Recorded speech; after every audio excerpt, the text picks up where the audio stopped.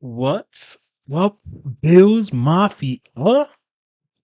Welcome to Bills HQ, where we talk all things Buffalo Bills football and NFL. I am your host, Julian Mott.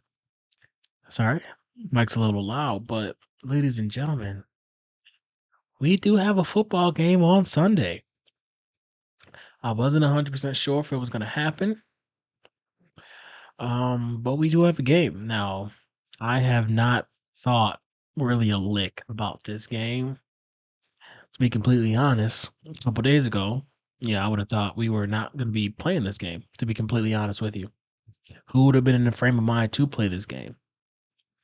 But with the news this morning that not only is Damar off the breathing tube, but he's breathing fully in his own. He was able to embrace his teammates this morning, and he was even able to say, "I love you guys. I love you, boys." Sorry, amazing, amazing. I didn't really touch on the Damar Hamlin thing just because it was really sad, and it was really tough, and it was a scary situation, and I couldn't even imagine being on the field in that moment. Watching somebody that your brother, somebody you've went to battle with multiple times, dead on the field. I mean, he died on the field,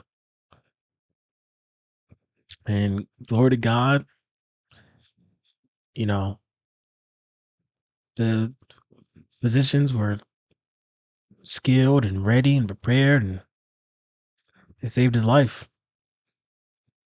And I have no doubt that Damar Hamlin is going to be playing in the NFL again. I have no doubt in my mind, no doubt at all.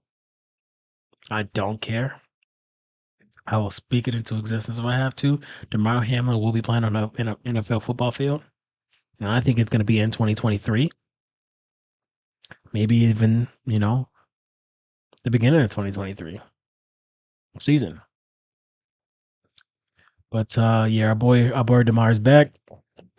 I'm about to say the Ralph.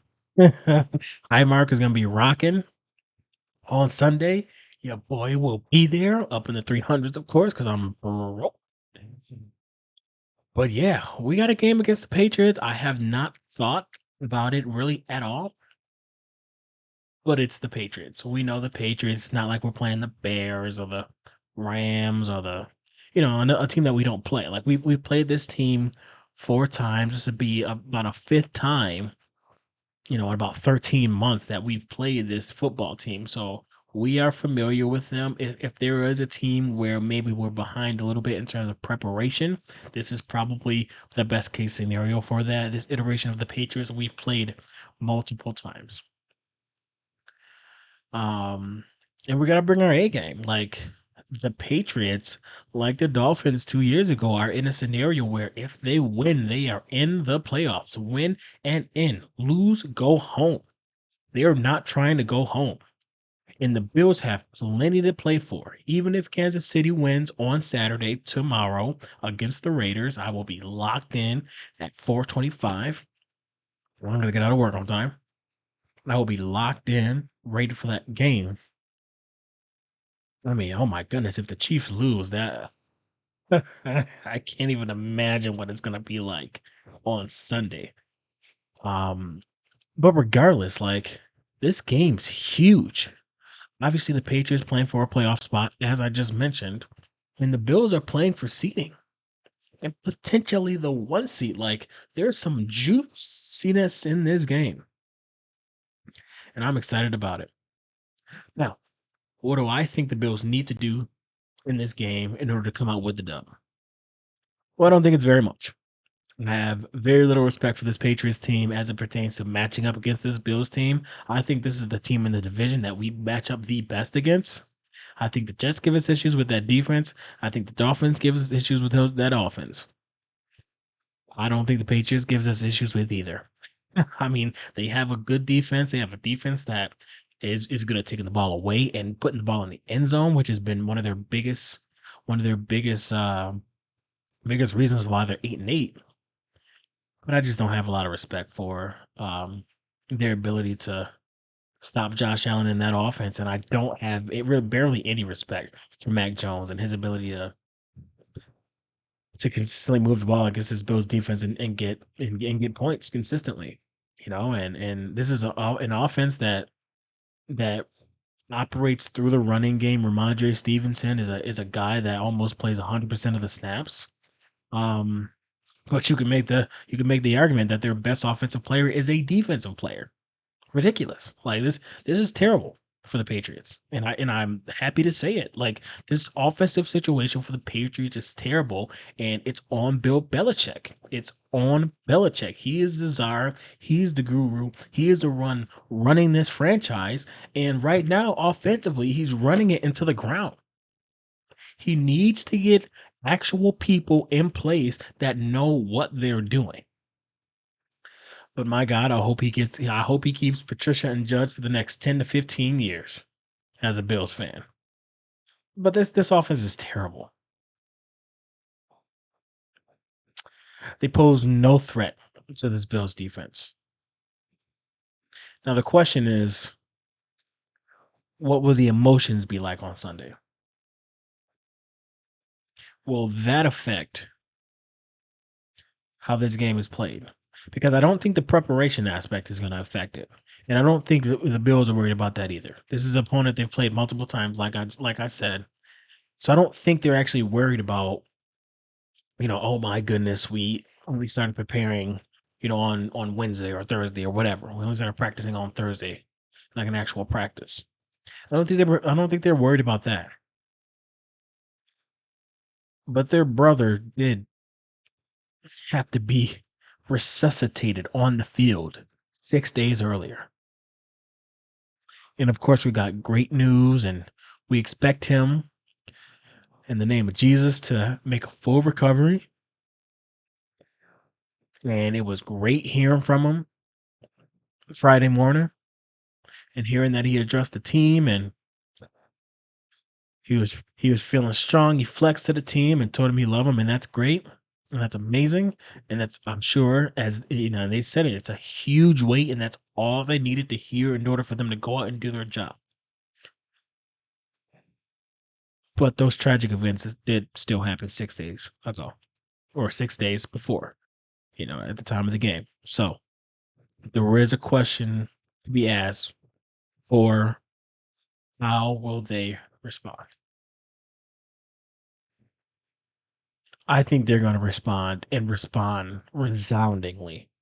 Resoundingly. They're ready for this game. Oh my God, they're ready for this game. If you heard Dion talk and Josh talk, these guys are amped up for this game because because Mario Hamlin, Damar's father, and Damar have expressed, you go out there and you get the job done. Mario Hamlin demanded they go out and they do that thing. They're going to respond resoundingly. I wouldn't be surprised if the Patriots don't score a single damn point. I'm sorry for cussing. I wouldn't be surprised if they don't score a single point on Sunday. And I feel bad for that Patriots defense because Josh Allen is about to walk up and down the field, up and down the field. Which brings me to one of my points for this game: red zone. Offensively and defensively, we need to be right in the red zone. The Patriots are not great in the red zone. Not great in the red zone. It looked better last week. Apparently, it looked a little better, but they're not scoring in the red zone enough, and that's something that we've been hearing from a lot of their people that are close to the situation in New England. And it got a little better, but it's still not something that they're doing at a high level. And what a surprise, when you get into the red zone like that, you're relying heavily on play calling. They don't have a quarterback who's mobile, who can run, who's a threat in the red zone. So you're relying heavily on play calling. They have terrible play calling, awful play calling. Am I watching all the games? No, but I'm not stupid. You know, I'm listening to everybody else. I'm listening to what their beat guys are saying. I'm listening to what their fans are saying. Their play calling is terrible, and it's just emphasized in the red zone. We need to make them look bad in the red zone. They don't need to be in the red zone, but when they get there, they either need to turn the ball over or they get threes, and we need to be getting sevens. And that's what we have been doing. We've been much better in the red zone the last few weeks. Much, much better. One of the top teams in the red zone the last few weeks at getting sevens. We need to be getting sevens, and they don't need to get in the red zone at all. But if they do get in the red zones, threes or turnovers. Threes or turnovers. We need to finish, and we need to keep them out. What else do I have for this game? I don't have a whole lot. I haven't really been thinking about the game a whole lot. Again, I really, this is the first day I felt like doing a video. I thought maybe I might do a video on tomorrow, but I don't know what to say. I don't know what to say. I don't want to say anything stupid. So, Damar is alive. He is recovering. He's getting better minute by minute, hour by hour. It is extremely encouraging. So it is a breath of sigh breath of relief. Just sigh breath of relief. Of course, for the Patriots, of course, you got to stop that run game. Ramondre Stevenson, that offensive line in that run game, you got to stop that run game. The Patriots don't have one particular player that you got to shut down when it comes to the passing attack, which is, I think it's a bad thing. But there are some advantages because there's not one player that you need to focus on. They really can spread the ball around if they want to, get everybody involved, and let everybody eat. So we got to make sure that we're fundamentally sound. That's going to be, I think, the big thing. I don't think they have a whole lot of playmakers that can really go up and get the ball. Um, Even though I think Devontae Parker may be number one in contested catch rate, which is funny. But they got some good players, but they don't have anybody that should really be challenging you. Another game for Trey White to try and come into form. And I don't know if Trey White's going to be Trey White for the rest of this year. We might have to wait till next year or mid next year. Or we got to give him time. We got to give him time. He hasn't looked like Trey White. I admit that he's maybe a step slow, but the man tore his ACL, and he's only been back a few games. So I think we match up well against this Patriots team. I don't think there's any way on God's green earth that they can beat us on Sunday, especially considering the circumstances of surrounding Damar Hamlin. Which of course you could argue of course it's a negative thing, but you could argue that it could be a negative thing in terms of the emotions that it might bring with the game. But I think that they're going to channel those emotions. I think they're going to be able to handle them. They're a very veteran team. They're a veteran led team. They have great, great, great leadership. Maybe some of the best leadership in the whole entire NFL, from top to bottom, from Brandon Beane to Sean McDermott to the leadership on that team. They're one of the strongest locker rooms in the NFL. I think this is not going to do anything but galvanize everybody. I think they're going to come together. I think they're going to get this dub, and we're going to move on to the playoffs and see what happens. Last thing I want to touch on is I just want to give my well wishes to John Murphy, who um I'm one of the big things. And I'm running it along. I didn't want this to be this long, but it's my channel, so whatever. One of the big things that really got me into radio was the John Murphy show with Donald Lawrence.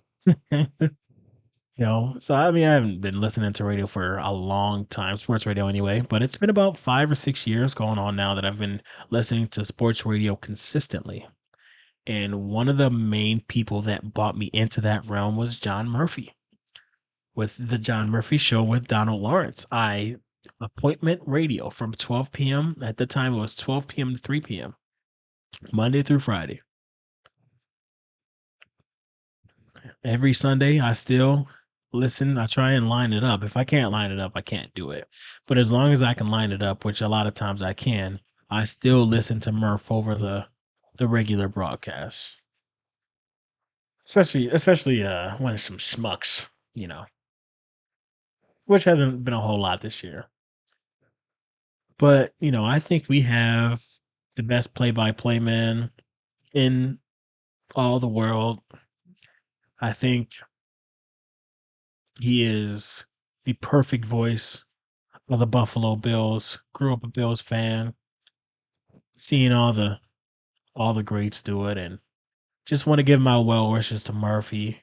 He did have a stroke, this past weekend, and he's gonna be out for a while, but I know he's gonna come back as strong as ever. I know he's gonna be calling these playoff games, and more importantly, he's gonna live a long, healthy life. I'm gonna speak that. I know that for a fact. All right. A lot of heaviness in the Buffalo community the last few months. Makes you want to cry. I think I'm holding back tears right now just because there's just so much heaviness. Like what happened to Damar on the field and Murph having a stroke, a blizzard that kills 40 plus people, another snowstorm, the Tops shooting. It's just a lot. It is really a lot. So I thank the Bills for being as great as they are, which is amazing, but being as involved as they are in the community, I thank them a lot for that. I thank the Sabres for being good, taking the steps they've taken as an organization, which is amazing, and they have a shot at the playoffs this year, which is really great to see. But what they do in the community is really vital and really key. And we really thank them, and I think we have two great organizations here in Buffalo, and I think it's going to continue for a long time. So this is supposed to be a preview video, but obviously there's a bunch of things to touch on. Some good, some bad, but thank you guys for rolling with me today. I'm your boy Julian Mott. Let's go get this double Sunday. Okay. All right. And until next time, my friends. Bye bye.